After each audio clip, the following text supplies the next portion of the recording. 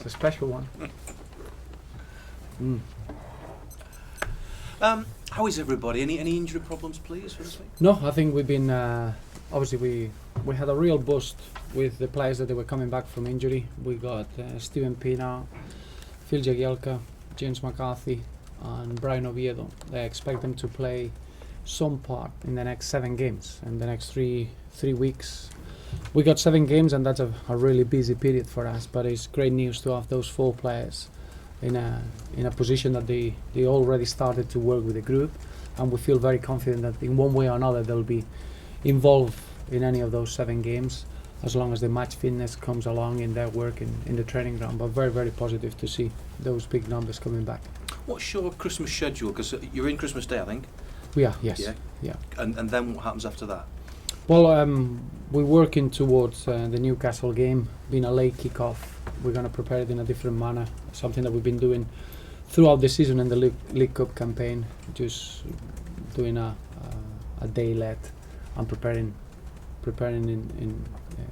in the hotel, in the place that we're going to play on the day. So obviously we're going to work in Christmas Day, and we're going to be travelling on Boxing Day, and it's worked out really, really well to have that late kick-off on Boxing Day. Then we're working the day after, and obviously we got the game on Monday against Stoke, and then we got a little bit of a longer preparation for the Spurs game as we're playing on Sunday on the 3rd, and then straight away we got the first leg of the semi-final of the League Cup against Manchester City at Goodison, and then at the weekend we play at Goodison in the 3rd round against Dagenham and Redbridge, and then we play against Manchester City in the league away on that Wednesday, and Saturday is the game against Chelsea, and then we got a full week preparation. So those 3 weeks now bring in 7 games with a really, really interesting and exciting program for us. And the bonus of travelling Boxing Day for you is that the players can go home Christmas night. It is. I think we get the best out of the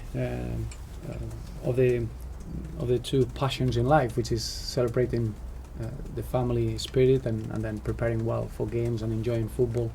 This group of players have reacted extremely well, very professional in the manner that they've been preparing themselves for games. It's something that we used before this season, and it worked really well in the games against Reading and Middlesbrough in the League Cup. The preparation has been very, very good, and I'm quite happy to approach it that way. What's your mood going into this game? Because you seem to be scoring goals but not winning games. The mood is that we are really focused on becoming better, and we know that we're very, very close of becoming a really consistent team that can get consistent results. At the moment, the signs of our performances, they've been really encouraging. We can see a real positive way of our football, the way we can compete against teams and be consistent with our performances.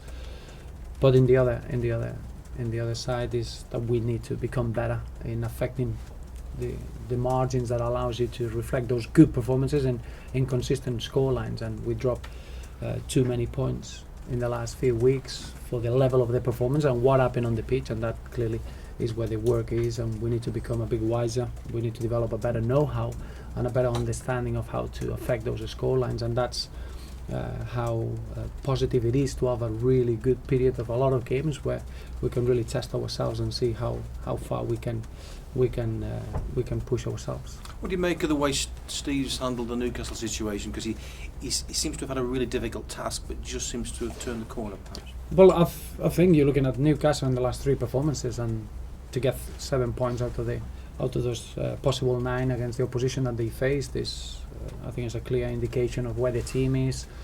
It always takes time to get a new project on the way. I think Steve McLaren's got enough experience and enough know-how to see what is needed. And I saw the performance against Liverpool at home, and they played with an incredible intensity, and in a way they used their threats really, really well against Spurs. It was a team that he knew how to compete, he knew how to get through the tough periods of that during that game, and then having an incredible goal-scoring threat with the strikers that they have in their power and the wide players, and I think the team is starting to become really, really strong. So we know what we're going to be facing. I think against Aston Villa they had a very good and dominant first half, and I think second half Aston Villa came back strong, but 7 points out of the that you can get in 3 games, and with the opposition that they faced, I think is a clear sign that probably this is their best moment of their season, and probably the start that Steve was looking for. And I appreciate you can't go into any details, but just in general, how excited are you at the takeover talk that's going on at the moment with the American consortium being discussed? Well, I don't think is anything to be commenting about, and it's something that is not for me to go into detail. We all know what a fantastic chairman we have, and our board will always look for the best of the interest for our football club in going forward. We've got a really exciting team, and I think the youth and the talent that we have in our dressing room reflects that spirit in the boardroom, and our chairman will always look for the best for Everton, and clearly when it's something that we have to share with our fans, the fans will be the first ones to know. But in any way, whatever is going to happen in our future is going to be good, because we're in a great position and the football club is in the best possible hands ever. Sad news about Don Howe. Do you know of Don and his reputation as a Of course. Yeah, of course. I think our thoughts from our football club is with Don Howe's family, and for someone that was so ahead of the game, I think in terms of the methods. Clearly, I never met him personally, but I had many situations where I got to know different experiences, the way that he influenced the managers that he worked with.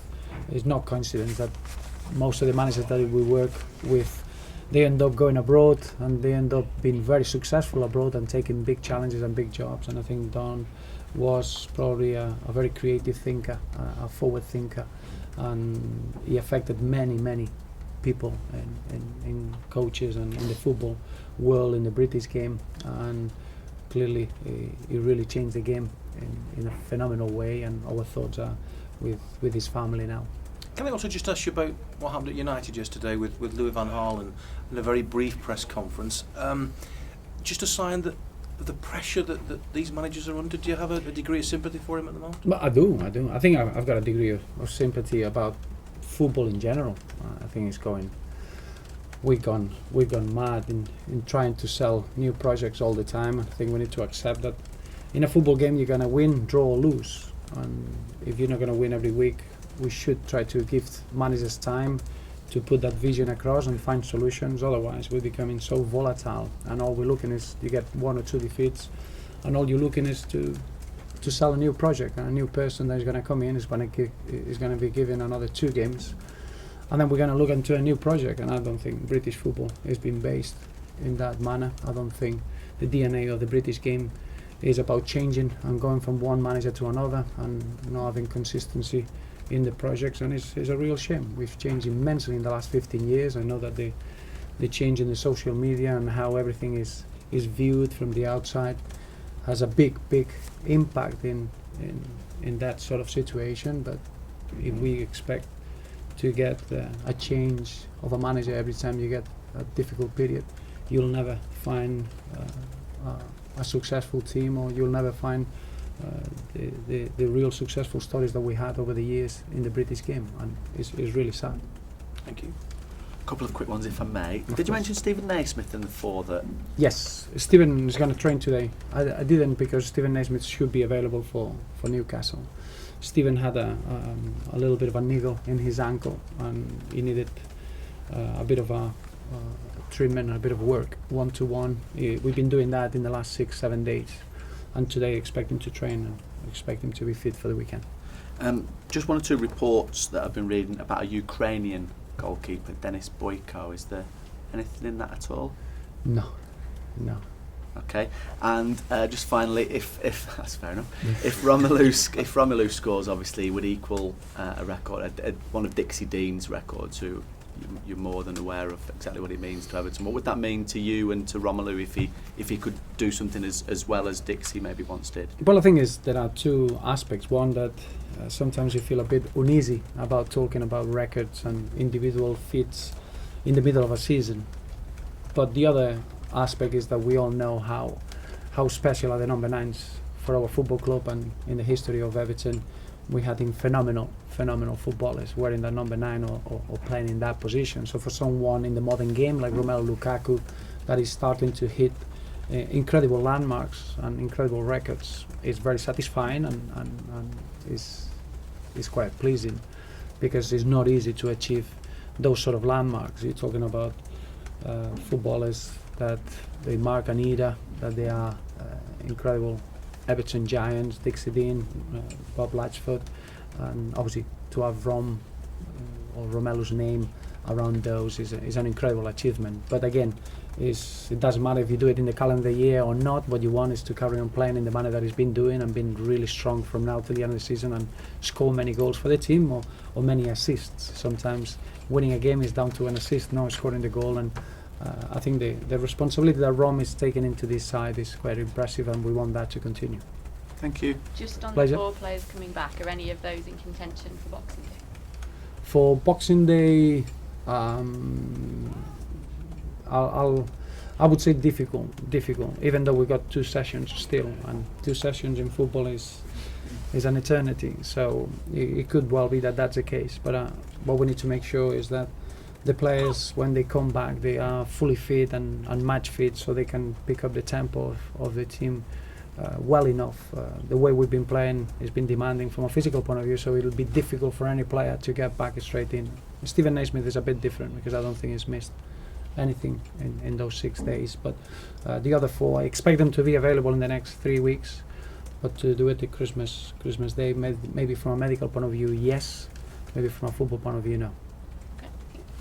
Thank you. The record, by the way, Roberto, it's consecutive rather than the ones in the goal scoring year. If he scores again,